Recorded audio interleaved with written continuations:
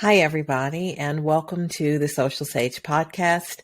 I'm your host, Sage Hill, and as always, it's a pleasure to have you here with me on the show today. Today, I am going to be talking about living your most authentic life.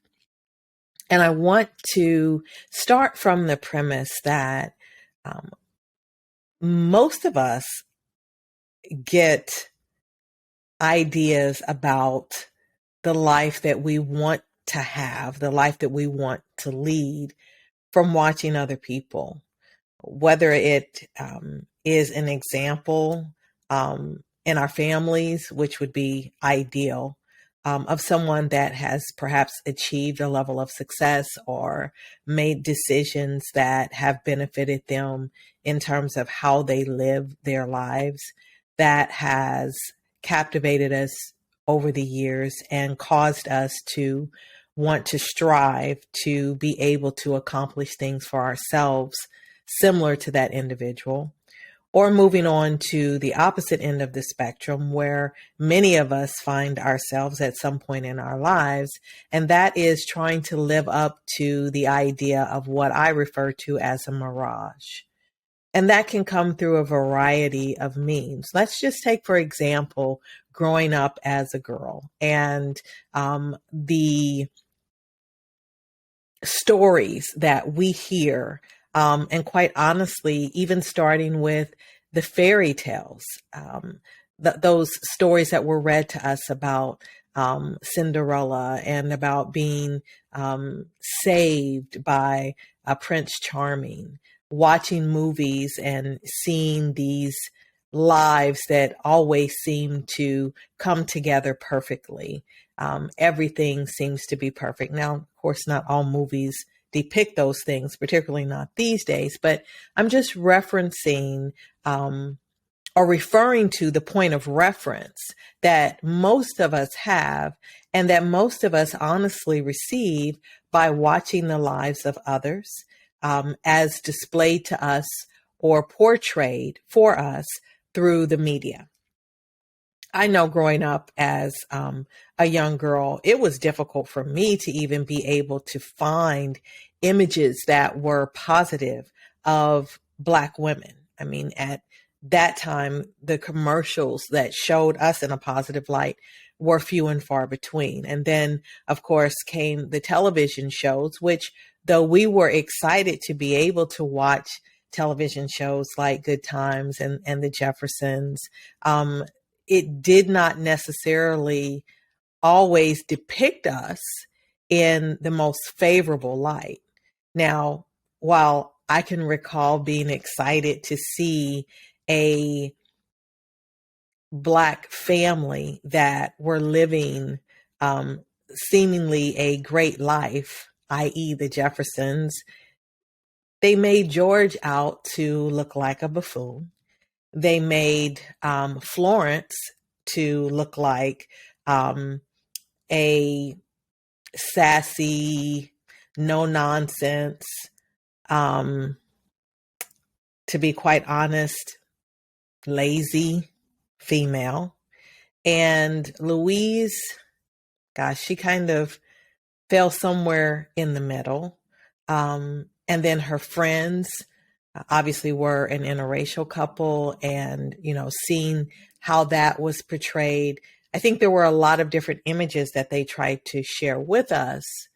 And perhaps it was their best attempt at putting forward a show that would at least appease us from the standpoint that we were able to watch others that looked like us on television. Well, now fast forward to reality television and social media, and realizing that so many of the things that may drive us are actually promoted as these optimal lifestyles that people are leading, when in fact, that really isn't the case.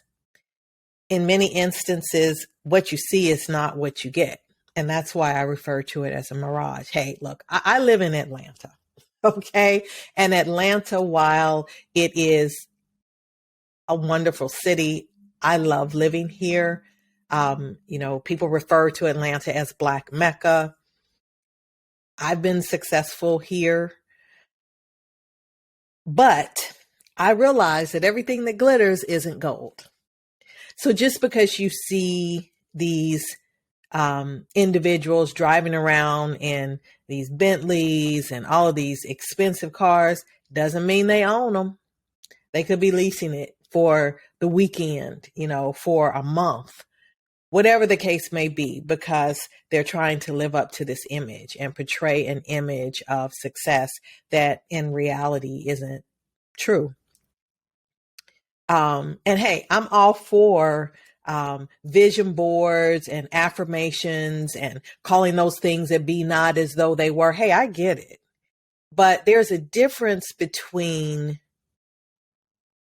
coming to grips with what you want and going for the things that you want in life and building your life on your own terms, as opposed to trying to keep up with these images that are that we are inundated with via social media and television and reality television that isn't reality. And you'll hear me say that over and over again, not just because I'm here in Atlanta and there are so many shows like that, but that's just the truth of the matter. Reality shows are not reality. They're scripted. And so we often find ourselves being attracted to the imagery that is portrayed, and we want to somehow be able to live up to the standards that other people have put forth. Doesn't mean that those things are necessarily things that we would have wanted or that we would aspire to, but somehow we adopt these things as being the things that we should aspire to be. And somehow, if we fall short of that, we feel like failures.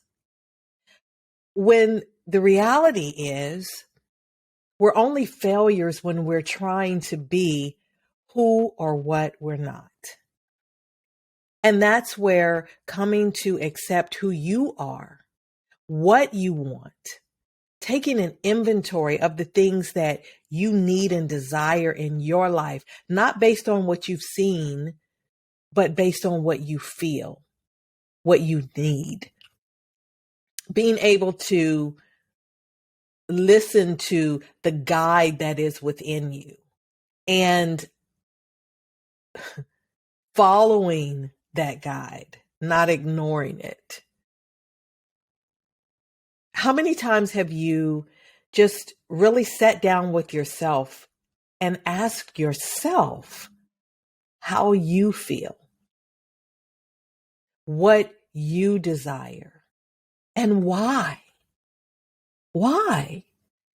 Is it because you're trying to live up to someone else's standards or expectations of what they think you should be or how they think you should be? Or is this really who you are? I'm going to give you a good example. We all come here with a name that someone else has chosen for us. And that name may or may not suit us. Growing up, I never liked my name. In fact, there were so many things about myself that I didn't like because somehow I felt like I was failing. I felt like I was failing my parents because there was a cousin here or there, or a friend of a friend, or a friend's daughter, or a neighbor who was doing things in a way that was different than me, because that wasn't my path. But they didn't care about that, because at the end of the day, it was about an image, right? And so all of my life, I grew up trying to be something or someone that was not innate to me. I didn't like my name.